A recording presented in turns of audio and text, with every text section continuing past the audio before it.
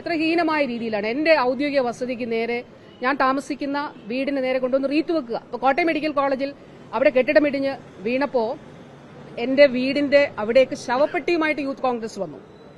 അന്ന് വാസ്തവത്തിൽ വളരെ സാധുവായിട്ടുള്ള ഒരു വീട്ടമ്മ മരണപ്പെട്ട, എനിക്ക് വളരെ വേദന ഉണ്ടാക്കിയ ഒരു സംഭവത്തിൽ ഞാൻ അന്നൊന്നും വേണ്ടിയില്ല. ഈ ആ കെട്ടിടം 2012 ശിവകുമാറിന്റെ കാലത്ത് നിർമ്മിച്ച കെട്ടിടമാണ് ഇടിഞ്ഞു വീണത്. ആ ശിവകുമാറിന്റെ എതിരെയുള്ള പ്രതിഷേധം ഇവർ നടത്തിയോ? അന്ന് എന്റെ വീടിന് നേരെയും എനിക്ക് നേരെയും ആക്രമണവും അതിക്രമവും നടത്താൻ ഇവർ ശ്രമിച്ചില്ലേ?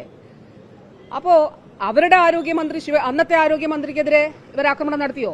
അല്ലെങ്കിൽ ഇവര് റീത്ത് വെച്ചോ? ഇവർ ശവപ്പെട്ടിയുമായിട്ട് പോയോ? ആ കെട്ടിടം 2012 പണിതതാണെന്ന് കോട്ടയം ജില്ലാ കളക്ടറുടെ റിപ്പോർട്ടുണ്ട്. പക്ഷെ ആ ഘട്ടത്തിലൊന്നും ഞാനൊരു അക്ഷരം മിണ്ടിയില്ല. കാരണം ഒരു പാവപ്പെട്ട വീട്ടമ്മ മരണപ്പെട്ട ഒരു സംഭവമാണ്. ഞാൻ ഒരു അക്ഷരം ആ ഘട്ടത്തിൽ മിണ്ടിയില്ല. പക്ഷേ ഈ ശവപ്പെട്ടിയുമായിട്ട് വീട്ടിലേക്ക് വരുന്ന സമയത്ത് തൊട്ടടുത്ത് ക്യാൻസർ ബാധിച്ച ഒരു സാധുവായിട്ടുള്ള ഒരു വീട്ടമ്മ മരണപ്പെട്ടിരുന്നു എന്റെ വീടിന്റെ തൊട്ടപ്പുറത്ത്. അവിടെ അവര് വാസ്തവത്തിൽ ആശങ്കപ്പെട്ടു. കാരണം അവിടെ ഒരു മരണവീടാണ്. എന്നിട്ട് അവിടെ കൊണ്ടുവന്നിട്ട് ശവപ്പെട്ടി ഉപേക്ഷിച്ചിട്ട് പോവുകയാണ്. എത്ര ഹീനമായിട്ടുള്ള രീതിയിലാണ്. അതിലെന്താണ് ഞാൻ ചെയ്തിട്ടുള്ള തെറ്റ്? അതിലെന്താണ്?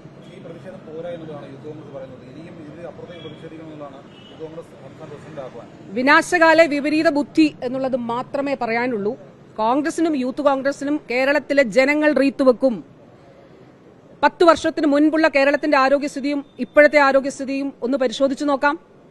10 വർഷം മുൻപ് ഇവരുടെ കാലത്ത് സാധാരണ ലാബ് ആരോഗ്യ കേന്ദ്രങ്ങളിൽ സ്ഥാപിക്കാൻ ഇവർക്ക് സാധിച്ചോ? 250 ലാബ് സ്ഥാപിക്കും എന്ന് പറഞ്ഞവർ കൊട്ടിഘോഷിച്ചു. രക്തം പരിശോധിക്കുന്ന സാധാരണ ലാബുകൾ ഒരെണ്ണം പോലും സ്ഥാപിച്ചില്ല.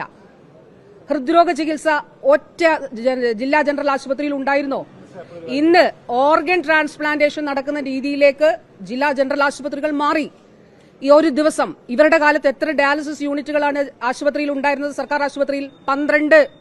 ഇന്ന് 125. നമ്മൾ സംസാരിക്കുമ്പോൾ 3000 രോഗികൾ കേരളത്തിലെ വിവിധ സർക്കാർ ആശുപത്രികളിൽ ഡയാലിസിസ് ചെയ്യുകയാണ്. വിവിധ സ്കീമുകളിൽ ഉൾപ്പെടുത്തിക്കൊണ്ട് സൗജന്യമായി.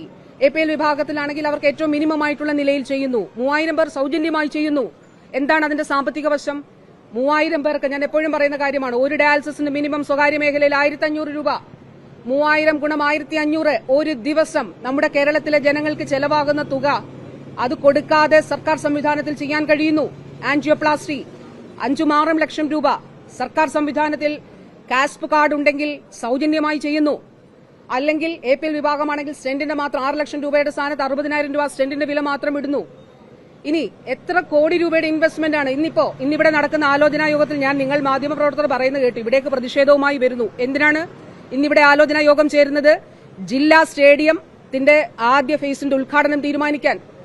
ഇവിടെ ആശുപത്രിയുടെ 52 കോടി രൂപ 11 ലക്ഷം രൂപയുടെ പൂർത്തീകരിച്ച കെട്ടിടങ്ങളുടെ ഉദ്ഘാടനത്തിന്റെ ആലോചനാ യോഗമാണ് ഇവിടെ നടക്കാൻ പോകുന്നത്. ഇവിടെ മറ്റ് സംവിധാനങ്ങൾ വരുന്നു. നമ്മുടെ 150 കോടി രൂപയുടെ റോഡ്, ഒരു ആയുർവേദ ആശുപത്രി, 50 ബെഡുള്ള ആയുർവേദ ആശുപത്രി, കോഴഞ്ചേരി പാലം, കോഴഞ്ചേരി ആശുപത്രി, ഇതിന്റെയൊക്കെ കോടിക്കണക്കിന് രൂപയുടെ നിർമ്മാണങ്ങൾ പൂർത്തീകരിച്ചവയുടെ ആലോചനയ്ക്ക് വേണ്ടിയിട്ടാണ് ഇവിടെ വന്നത്. ഇവരുടെ കാലത്ത് പത്തനംതിട്ടയിൽ ഒരു സ്റ്റേഡിയം 3 തവണ കല്ലിട്ടിട്ടുണ്ട്. ഗവർണർമാർ വന്ന് കല്ലിട്ടതാണ്. കേരളത്തിലെ ബഹുമാന്യരായിട്ടുള്ള ഗവർണർമാരെ കൊണ്ടുവന്ന് ഓരോ ലോക്സഭാ ഇലക്ഷൻ അടുക്കും തോറും ഇവിടെ വന്ന് കല്ലിടും. എന്നിട്ട് പറയും ഇൻഡോർ സ്റ്റേഡിയം വരാൻ പോകുന്നു. ആ കല്ലിന് മുകളിൽ രണ്ടാമതൊരു കല്ല് വെക്കാൻ സാധിച്ചിട്ടില്ല. അവിടെയാണ് കാട് വളർന്നു നിൽക്കുന്നത്. എവിടെ അവരുടെ ഇൻഡോർ സ്റ്റേഡിയം? ഒന്ന് കാണിച്ചു തരാമോ? ഈ പ്രതിഷേധവുമായിട്ട് വരുന്നവർ ഒന്ന് കാണിച്ചു തരാമോ? ഇവരുടെ കാലത്ത് അന്നത്തെ ആരോഗ്യമന്ത്രി തിരുവനന്തപുരം മെഡിക്കൽ കോളേജിൽ പോയി തുടയെല്ല് പോയിട്ട് സങ്കീർണമായിട്ട് അവിടെ ഇറങ്ങി ഓടുന്ന സ്ഥിതിയാണ് ഉണ്ടായത്. ഇവരുടെ കാലത്ത് കരൾ മാറ്റിവയ്ക്കൽ ശസ്ത്രക്രിയ ശ്രമിച്ചു തിരുവനന്തപുരം മെഡിക്കൽ കോളേജിൽ. ഒരു സൌകര്യവുമില്ലാതെ രോഗി നിർഭാഗ്യകരമായി മരണപ്പെടുന്നു പോയ സാഹചര്യമുണ്ടായി. ഇവരുടെ കാലത്ത് ആരോഗ്യ മേഖലയിൽ ഇത്ര വലിയ തകർച്ചയുണ്ടായി. ആ തകർച്ചയിൽ നിന്ന് ആരോഗ്യ മേഖലയെ കൈപിടിച്ചുയർത്തിയത് ഇടതുപക്ഷമാണ്. ഒരു സിസ്റ്റം ഉണ്ടാക്കിയത് ഇടതുപക്ഷമാണ്.